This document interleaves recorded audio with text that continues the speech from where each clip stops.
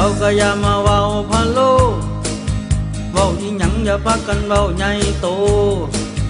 ว่านิโกเป็นแฟนสาวพรได้จังใดเขายังบ่เคยได้กันจักเทื่อ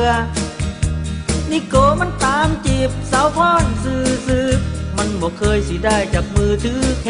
นเศร้าเจ้าอย่าไปหาเว้ามันบ่ดีน้องพรก็บ่ได้นอนกับนิโกโอ้เขาจีบกันซื่อๆเจ้าอย่าไปฟังเสียงคนเขาล่ำลือมายึดมาถือเป็นจริงเป็นจังน้องพรสิเป็นจังใดก็สร้างค่อยก็ยังอยากได้น้องพรซ่อนอยากรู้ว่าน้องพรสนอายบ่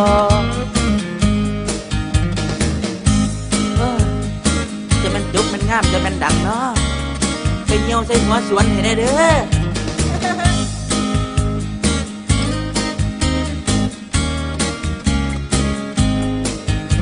น้องพรก็ย่านของใหญ่ของโตไอ้นิโกก็บ่ได้เห็นขาอ่อนผู้ใดก็เว้าแต่เรื่องของน้องพร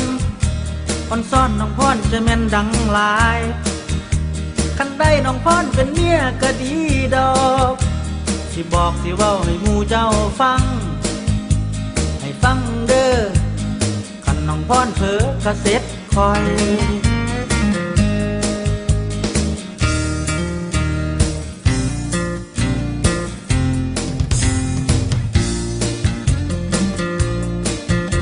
น้องพรก็ย่านของใหญ่ของโตไอ้นิโกก็บ่ได้เห็นขาอ่อนผู้ใดก็เว้าแต่เรื่องของน้องพรซ่อนน้องพรจะแม่นดังหลายคันได้น้องพรเป็นเมียก็ดีดอกที่บอกสิเว้าให้หมู่เจ้าฟังให้ฟังเด้อคันน้องพรเผลอก็เสร็จคอยให้ฟังเด้อคันน้องพรเผลอก็เสร็จคอยโอ้ยอยากดิอยากกินลาบเล็กน้อยอยาก